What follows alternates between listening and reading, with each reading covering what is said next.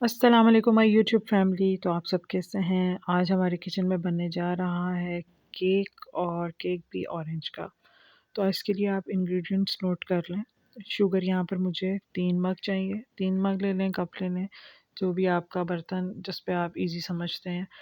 यहाँ पर मैंने शुगर को ब्लेंडर में डाल दिया, और यहाँ पर मैंने 1 मग ऑयल का ले लिया, फुल मग।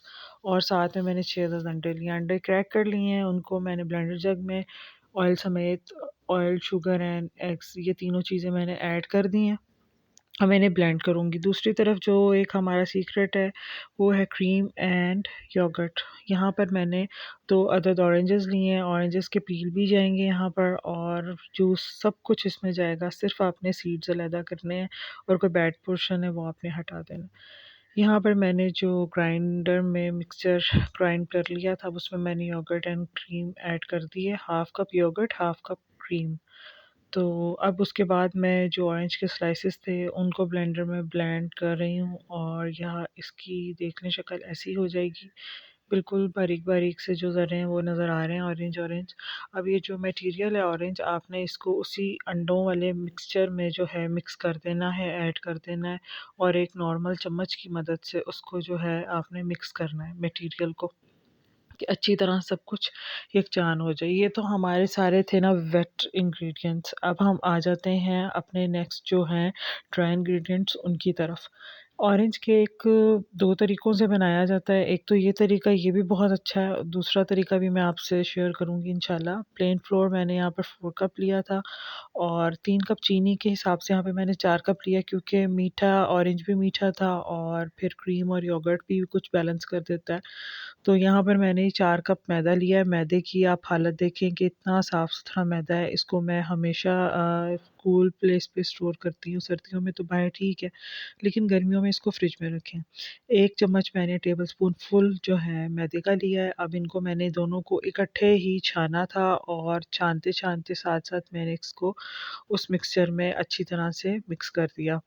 और अब आप देख सकते हैं इसकी शक्ल किस तरह से है। एक तरफ मैं बेकिंग जो है डिश ले लूँगी, और एक तरफ मैं कोई भी सांचा ले लूँगी। आपको दिखाने के लिए ये मैं किस तरह से कर रही हूँ। यहाँ पर सिंपल मैंने पहले ऑयल लिया था, और थोड़ा-सा फिर मैंने मैदा लिया। तो ये मैं ज़रा ट्रे को अच्छी तरह इससे पूरा उसको जो है फैला के कर दूँगी, लगा दूँगी सारा, ताकि मिक्सचर इस पे आए, तो मिक्सचर बाद में अच्छी तरह फैल भी जाए, और डिश से आराम से निकल भी सके केक तैयार होने के बाद।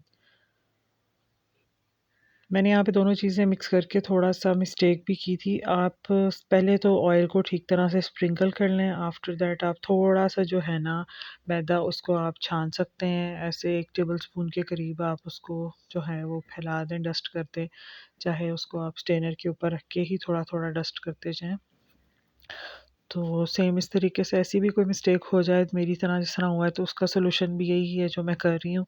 और यहाँ पर मैंने अब जो मिक्सचर था वो तकरीबन हाफ़ से ज़्यादा इस डिश में जो है ऐड किया था, जो कि मैंने ओवन में बेक करनी थी। और यहाँ पर दूसरी तरफ मैं चूल्हे पे जो स्टोव बेकिंग के लिए रखा है, मैंने पतीला अंदर स्टैंड रख दिया है, उसको प्रीहीट किया था 5 मिनट्स के लिए, और इस तरह से मैंने जो सांचा था ना, उसको पहले ऑयल और फिर मैदा डस्ट करके सारा उस पे मटीरियल जो है वो कर दिया। अब ये आप देख लें स्टोव बेकिंग का रिज़ल्ट, और ये देख लें जी यहाँ आप क्या ओवन बेकिंग का रिज़ल्ट।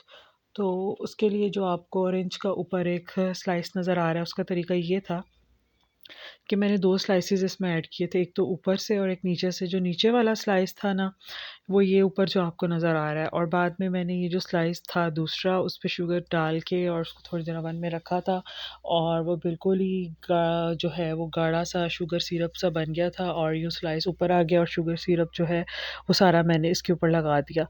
तो ये बहुत ही मज़े का, इसको आप स्टोव पे भी तैयार कर सकते हैं इस तरह से स्लाइस को, लेकिन ये है कि जले बिल्कुल भी नहीं, और ओवन में तो बहुत ही जो है ना सेफ़ काम हो जाता है। आई होप आपको मेरी आज की रेसिपी पसंद आई होगी। प्लीज़ मुझे कमेंट्स बॉक्स में लाज़मी बताइएगा कि आपने ये ट्राई किया, बना तो कैसा बना, और मुझे अपनी दुआओं में याद रखिएगा। And thanks for watching. Please like, share and subscribe my channel. Thank you.